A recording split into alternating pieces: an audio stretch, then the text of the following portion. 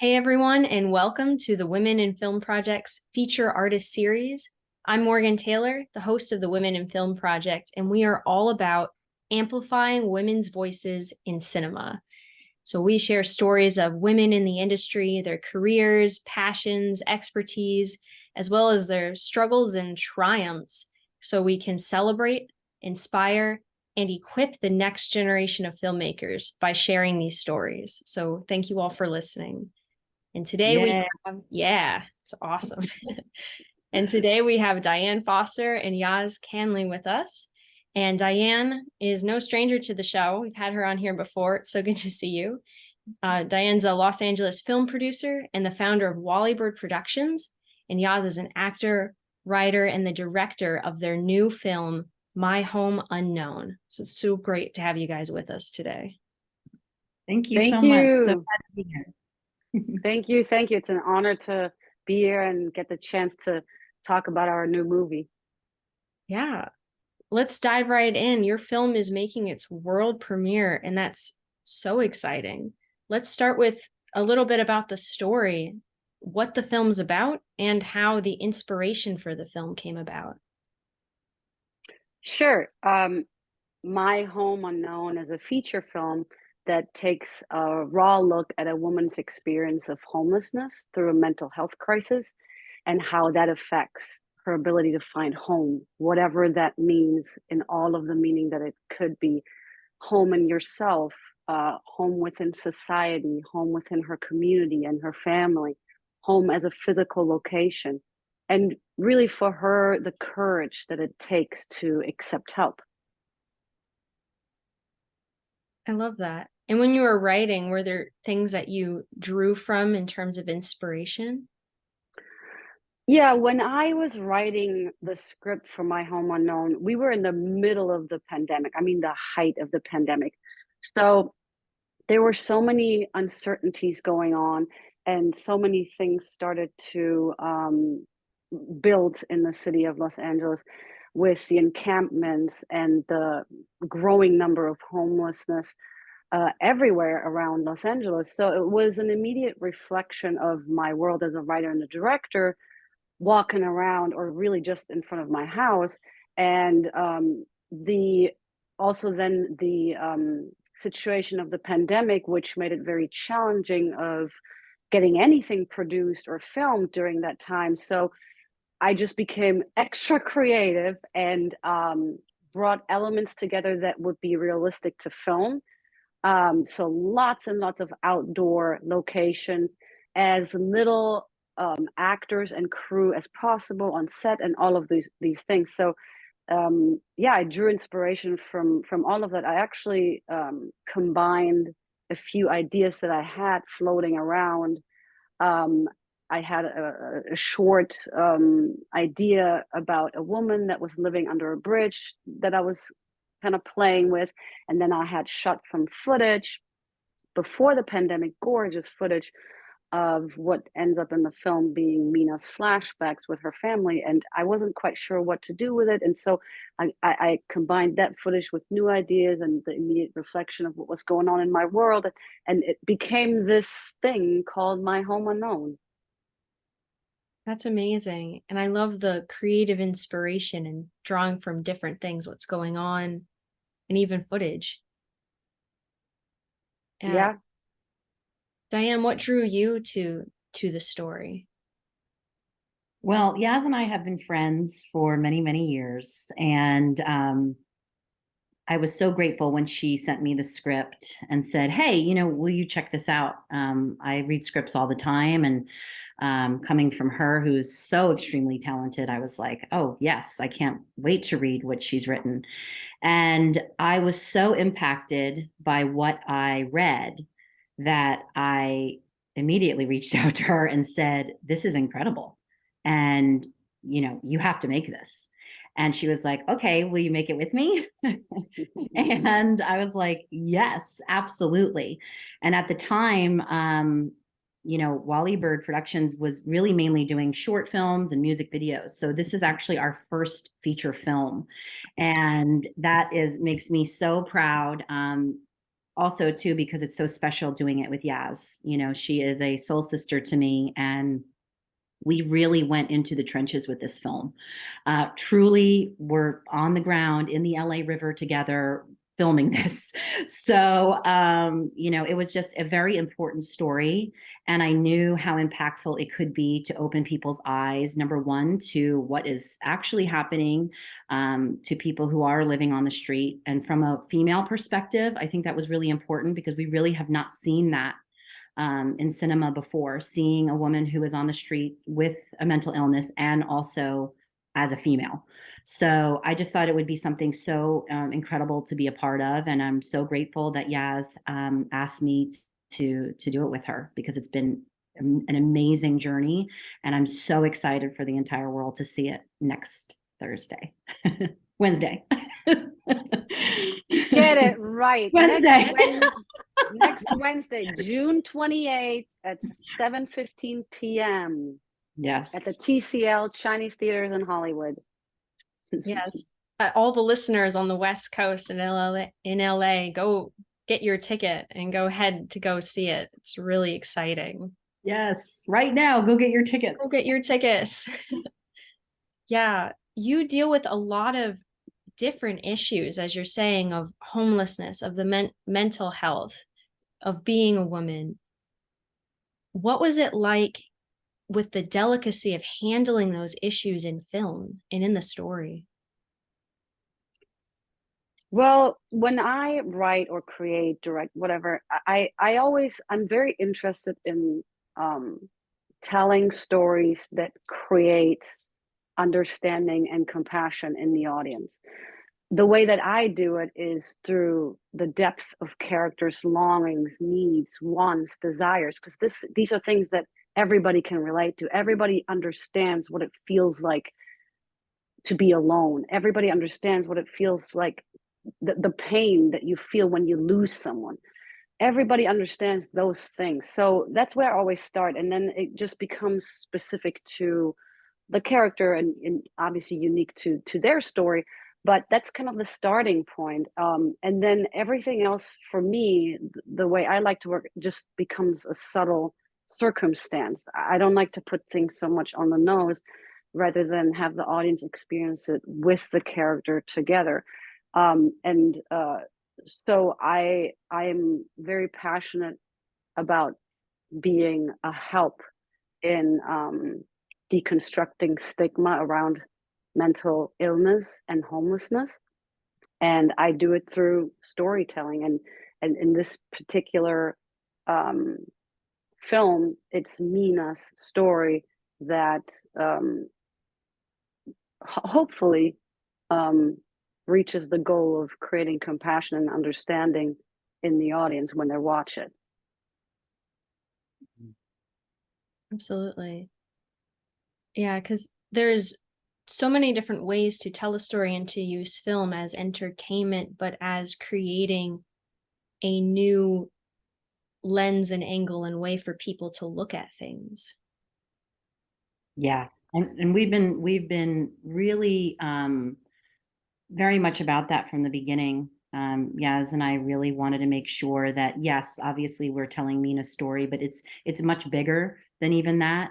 And I think as filmmakers, it's our job to take something that is a social issue and talk about it and put it in front of people and make them want to understand, do something about it, be a part of the solution. And I think that is definitely what we're trying to do with this film. We've been very lucky to have the United Way behind us, the Downtown Women's Center, and the Curb Foundation, which are, you know, all companies that are trying to make a difference in the world. So we feel very lucky to have them behind us.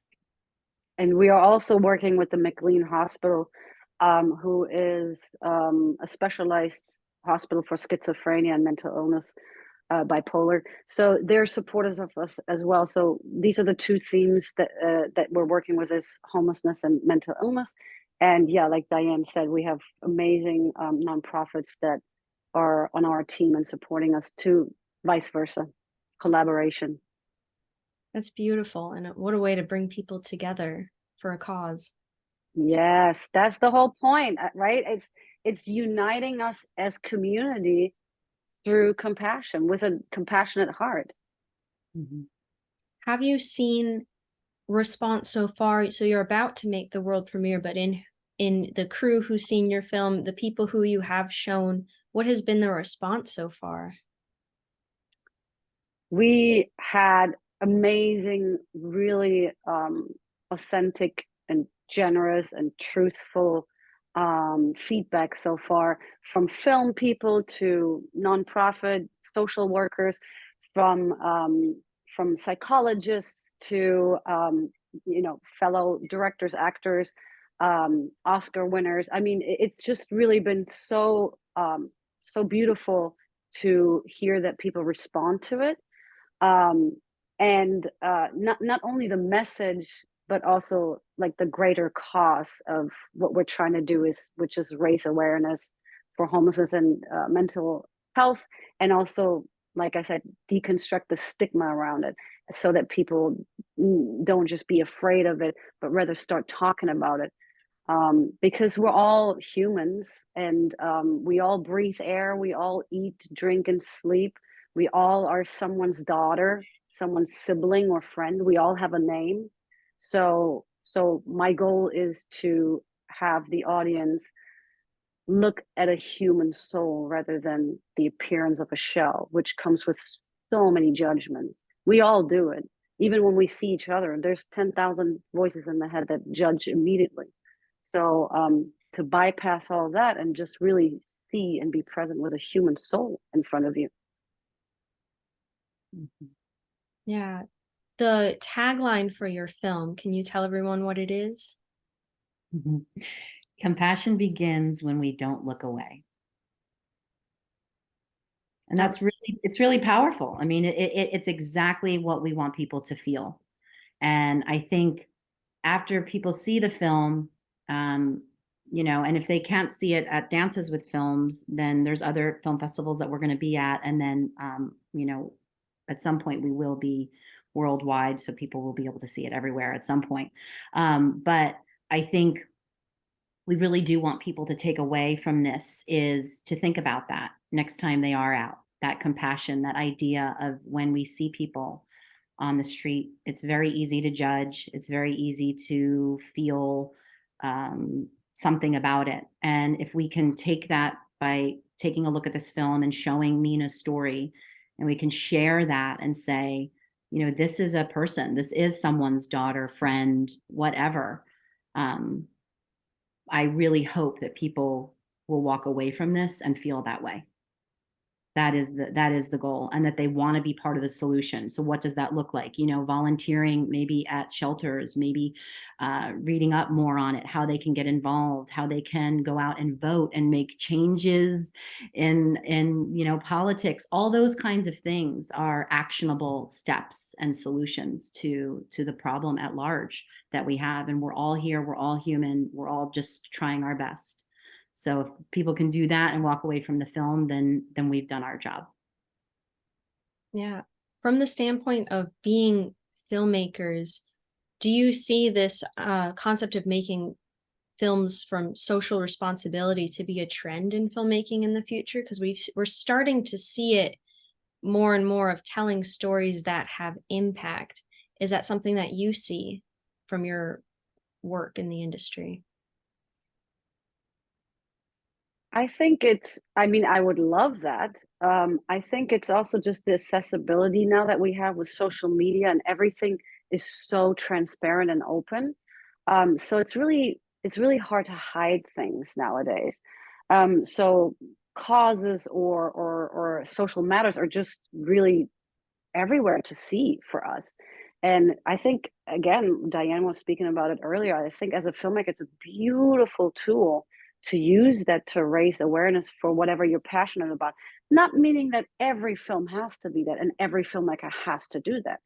Absolutely not. If you're called to something, that's kind of like by what I go to. Whatever I'm called to, whatever I feel a sense of passion about, I get like curious and kind of obsessively curious about something, that's when I know, okay, that's something that I need to tell.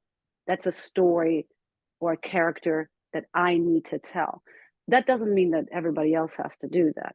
And there's nothing wrong with entertaining movies as well. But I do think it's I don't know if I like to call it a trend because that means it would go away again.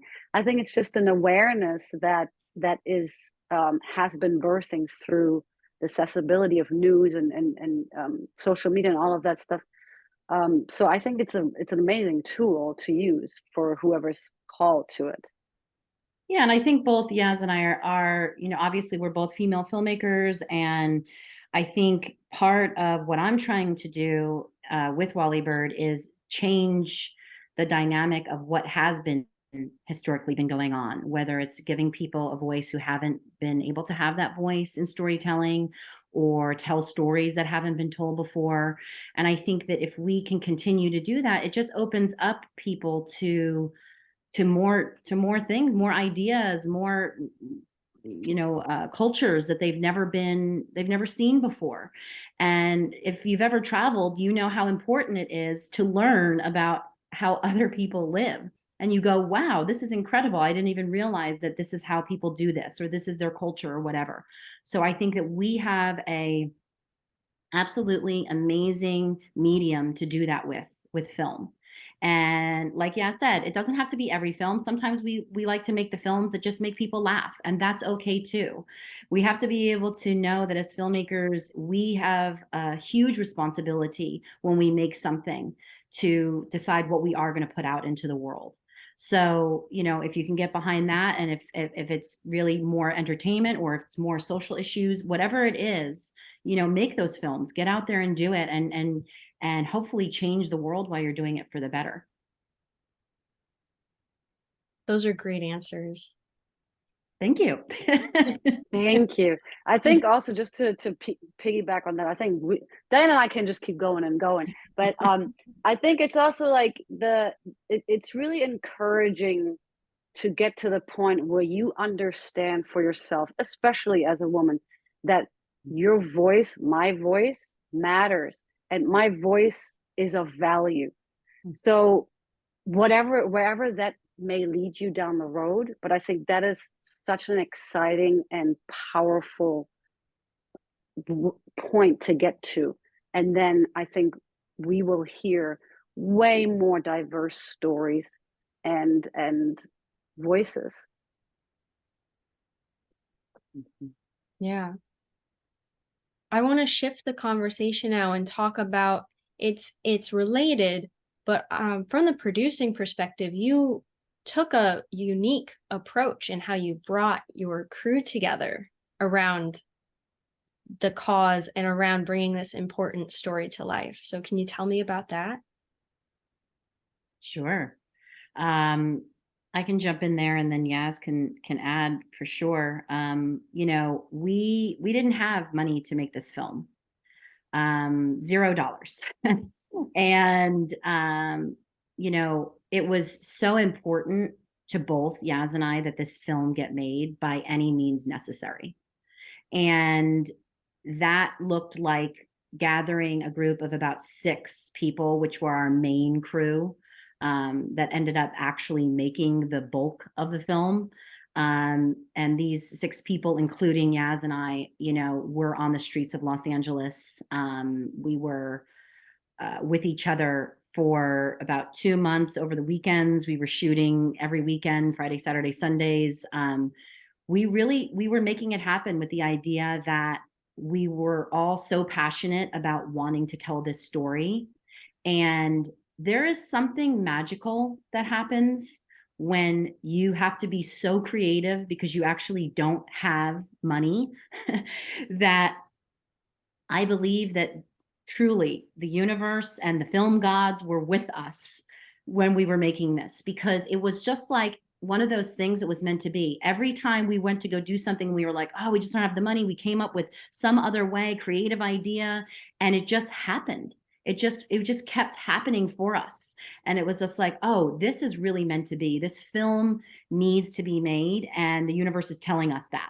So we're going to keep moving forward with that. And we didn't allow the fact that we didn't have you know, all this money to stop us.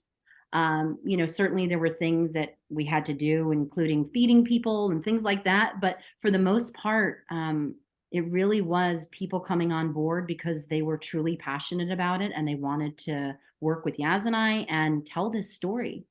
And I think that's something that is doesn't happen very often, to be really honest, in my experience. So it was something that was so special, so unique. And I'm glad that we didn't allow that to hold us back. And I tell that to other filmmakers, don't let you not having money hold you back from creating something, because you actually don't need it. If you can figure it out, you know, with your core group of people, and you need this core group of people who are like, we're going to ride with you, and we're doing it. And that's what we had. So we're very lucky to have had that. And then, you know, bringing other people and stuff on board. Yeah, so I mean, like Diane said, we were through the entire process, we were 100% self-funded with no budget and just relying on people's passion and support about the cause, about the message and the story. And we filmed with that core group, and then when it came to post-production, that's a whole nother challenge, because where do we get the budget for post-production?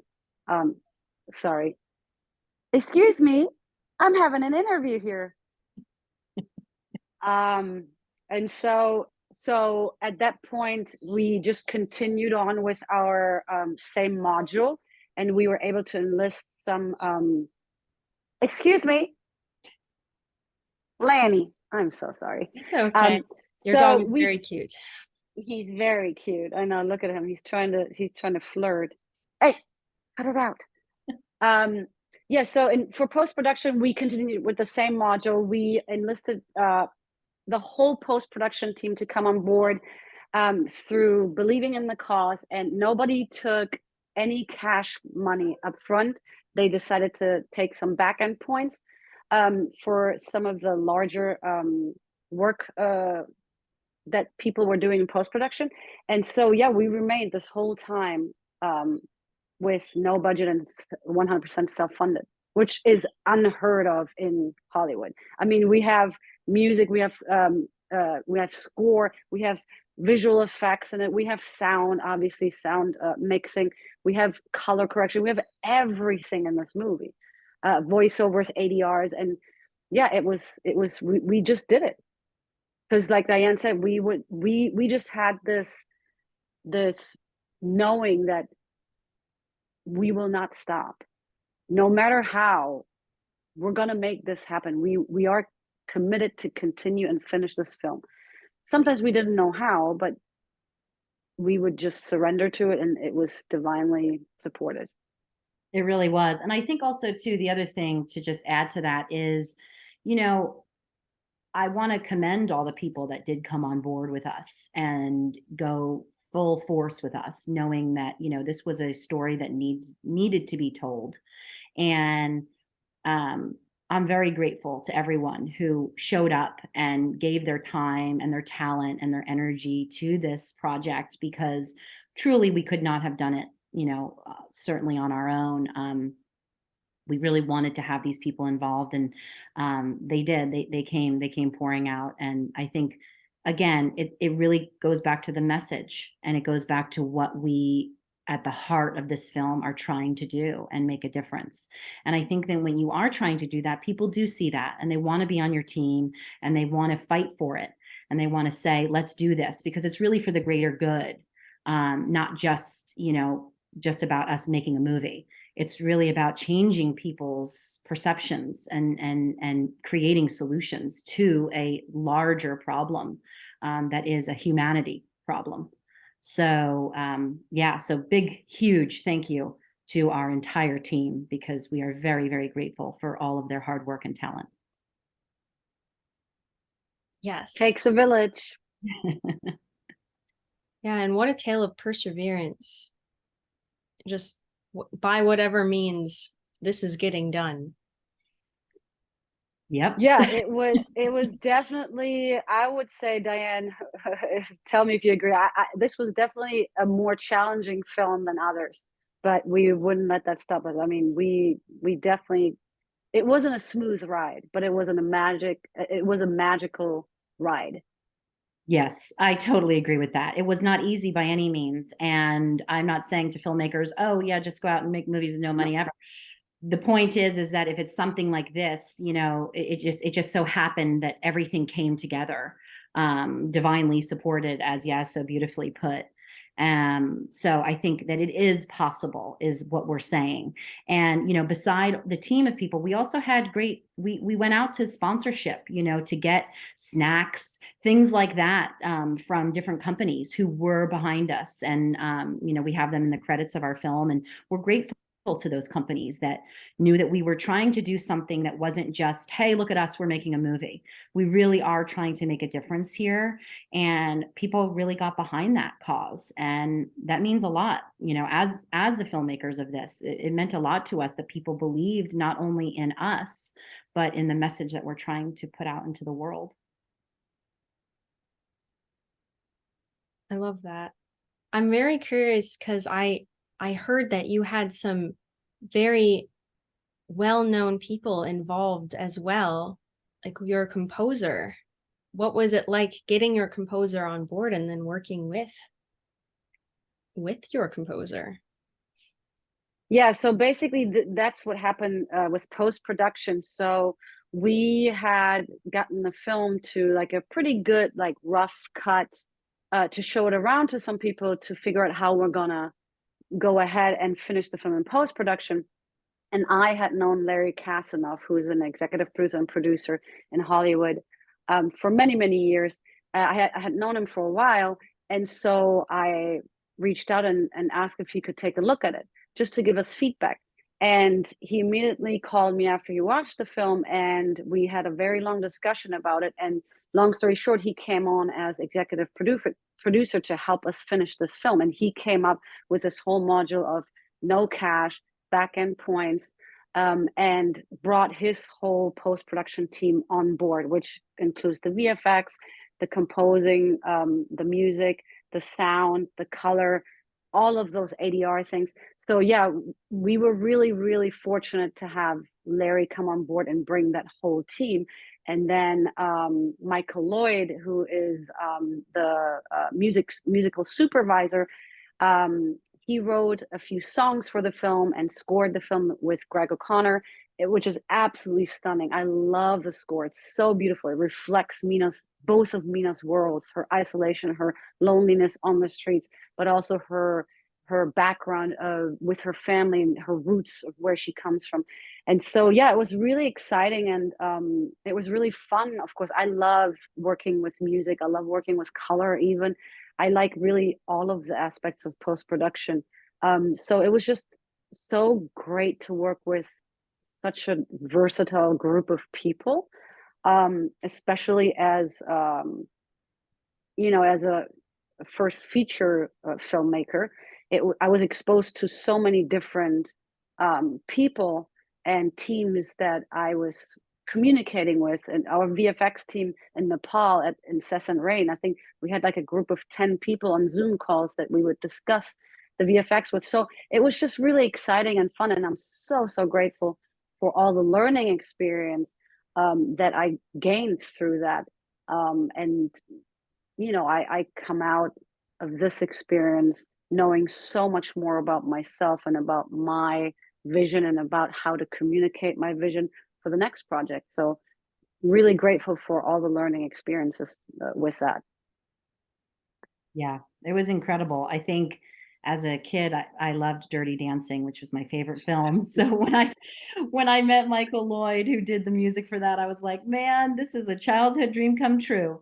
But it was incredible to work with everybody, and I echo Yaz's sentiments about that. I think it was a huge learning curve for us, and very grateful to Larry and Michael and Greg and everyone at Arsenal Effects, and Incessant Rain. It's just been really a joy to actually put the film together. And I think it also was, again, not easy. It wasn't easy putting all of this together and getting, you know, a lot of Hollywood heavyweights, I guess you could say, involved in the mix. You know, that was a lot of conversations, and, you know, of them getting involved, and how that was going to work. So again, it's just really humbling, and also a lot of gratitude that we're able to tell this story, and that people that have that kind of experience were interested in working with us, and wanting to be behind it. So Yeah, absolutely. Yaz, do you have you mentioned uh learning your director's style and kind of how you communicate your vision. Was there a particular approach that you took in this film with working with the crew as a director? Well, I think when you or when I direct and act in the same film, I've only done it once before. Um, I think communication is the key. First of all, you got to let everybody know that that there's patience required, because you have to take more time to check the monitor, or you have to, you know, you're wearing multiple hats, so it just takes a little bit more time. So that has to be cleared with everyone, first of all. And then, to me, it's the most important thing, the way that I can be able to work in both of those hats with full capacity, is to have the strongest team around you that you can build possibly. And I had Diane as my producer, and then I had Liana Montemayor as my first AD. So us three women, we knew the script inside out, and I really heavily relied on them to know everything, to check things. So it was very helpful, of course, to have that as a strong foundation. Then with my DP, Phil Greenbaum, we went over every single shot multiple times. I mean, for weeks we would go the in and outs of the shots, and which lenses we wanted to use, and all of those things. So preparation is absolutely key, like over preparation, in order to then on the day deal with all the things that go completely different than you thought. You know, because that's how it goes. But in order for me to be able to do that, is surrounding myself with the strongest team possible that know everything about it. And then preparation, overly preparing, so that on the day you're flexible, and you can work. yeah, and I think for us, we, you know, it wasn't like we were on sound stages or anything like that. We were literally on the street. So all over Los Angeles. And if you've ever shot in Los Angeles, or anywhere, frankly, on the street, you know how difficult that can be. It brings in so many different factors of, you know, literally people living. So it was just a lot of different things that we had to kind of figure out when we were out on the street. And this little core team, we just moved like little stealth ninjas throughout Los Angeles, and you know, we were able to do it. But totally agree with the preparation. It was very important that we knew before we were going in what we were doing. And, you know, guided by Yaz's leadership of this is what we need to achieve. This is what we need to do. You know, she's the writer, she's the director, and she's the lead actress. And most of the film takes place in Mina's world with Mina. And that was obviously very challenging for Yaz to have to wear all those hats. So I think being on her team and making sure she was safe, and she knew she was safe in those places that she could explore and be creative, from my perspective, was really important. That you know, that I came in like that for her, and the rest of our team did as well. Yeah, that makes a lot of sense in terms of how do you focus on acting when your brain is full of directing. Yeah, that's honestly, that's not for everyone. For me, I literally just I go back and forth. I just switch back and forth. And well, I when it comes to the character with Mina, I mean, because she's very, very layered. She has so many different colors, and so much depth of pain and needs that are being expressed fully at points and bubbling up and withdrawn at other points. So for me, I also in this particular project, because like Diane said, we were on the streets. We weren't on sound stages where we have, safe places, and we would have to just go on the fly sometimes and move very quickly. So I had to be able to go within seconds. So what I did for that character is I work with Method. I'm a proud member of the Actors Studio, and so I work with sensory, and so I always kept one little thing going underneath, so I wouldn't fully lose the character, and that helped me then when I'm going back into directing and doing things, and then jump back in front of the camera within a second. I was able to do that. That's just my way of doing it, and also it's years and years and years of practicing. I mean, I've been an actor my whole life, so that is something that I feel comfortable in doing, and that allowed me to jump back and forth quickly or instantly for this particular project. Yaz And is so phenomenal in this character. I mean, I cannot wait for everyone to see her because it is a powerhouse performance. I mean, there were times, many, many times on set where I was weeping behind the monitor, with just her, no music, no color, none of the other elements involved yet. It was just this pure human emotion. And Yaz is so incredible at that. It really is such a art form to be able to jump in and out of that and be able to get in there, give the character, give the film what it really needed, and then for her to be able to take on the leadership position of directing again. It was such a tremendous amount of work, and really I want her to get as much credit for it as possible, because it really was so much demand from her, and she did it with absolute brilliance and just poise and grace. And I can't say enough about her incredible performance in this. It really is tour de force for real. Thank you. My gosh. Okay, I'm done here. My work is done. I can go home now. Wait, I am home. Gosh, thank you so much, Diane. I thank you. Just thank you. It's true. That is incredible. I'm so excited to see this film.